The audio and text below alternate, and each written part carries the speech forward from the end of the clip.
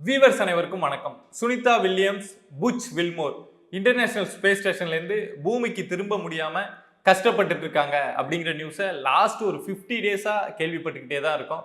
NASA வந்து ஸ்டார்டிங்கில் இந்த வீக் அவங்களை ரிட்டர்ன் கூப்பிட்டு வந்துருவோம், இந்த டேவில் வந்துருவாங்க அப்படின்லாம் அப்டேட் கொடுத்துட்டு இருந்தாங்க.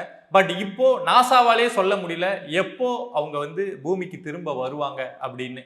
பட் இந்த சுச்சுவேஷன்ல தான் இந்த டிலே அப்படிங்கிறது இருந்தாலும் நாசா வந்து அவங்களை எப்படியாவது சேஃபா திரும்ப கூப்பிட்டு வந்துருவாங்க அப்படிங்கிற நம்பிக்கை எல்லாருக்குமே இருந்துட்டு இருந்தது, இப்பவும் இருக்கு.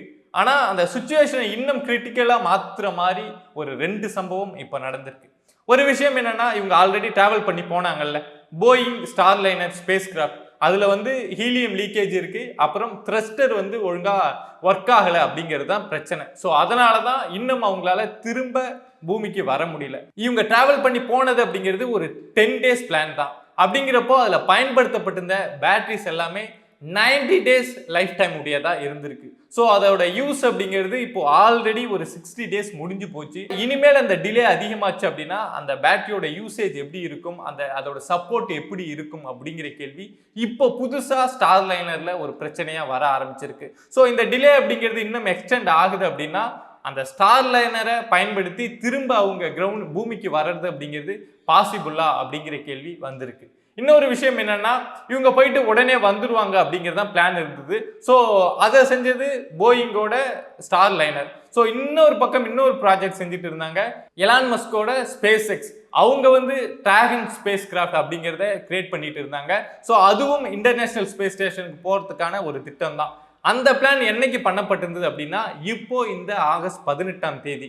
ஸோ இப்போ அந்த ஸ்பேஸ் கிராஃப்ட் அங்கேயே இருக்கிறதுனால இது போறதுல பிரச்சனை உருவாயிருக்கு.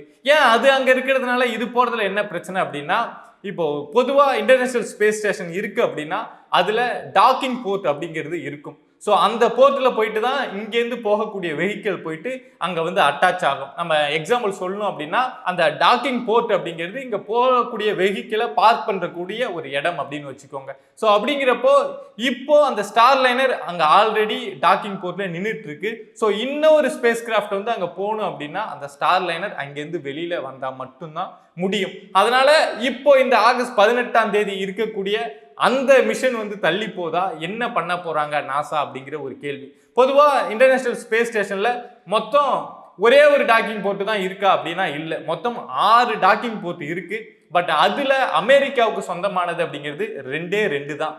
அதுல ஒண்ணுல ஆல்ரெடி ஸ்பேஸ் எக்ஸோட டிராகன் கேப்சூல் நிறுத்தி வைக்கப்பட்டிருக்கு.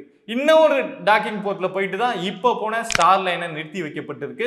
ஸோ இப்போ 3ஆவதா பிளான் பண்ணியிருந்தாங்கல்ல ஸ்பேஸ் எக்ஸோட டிராகன், அவங்களுடைய ஸ்பேஸ் கிராஃப்ட் வந்து திரும்ப இன்டர்நேஷனல் ஸ்பேஸ் ஸ்டேஷன் போகணும் அப்படின்னா அங்க ஒரு டாக்கிங் போர்ட் வந்து ஃப்ரீயா இருந்தா மட்டும்தான் இவங்க இந்த ப்ராஜெக்டே செய்ய முடியும். ஸ்டார்லைனர் இவ்வளவு நாள் ஹோல்ட் ஆகும் அப்படின்னு நாசாவே எதிர்பார்த்திருக்க மாட்டாங்க.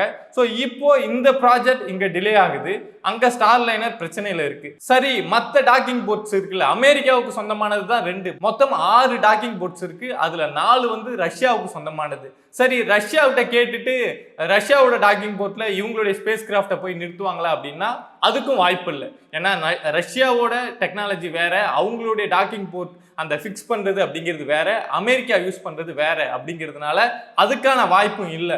ஸோ எந்த அளவுக்கு குயிக்கா ஸ்டார்லைனரை திரும்ப பூமிக்கு கொண்டு வர முடியுமோ அதுக்கான முயற்சியை நாசா வந்து இப்ப எடுத்தே ஆகணும் அப்படிங்கிற ஒரு சுச்சுவேஷன்ல தள்ளப்பட்டு இருக்காங்க.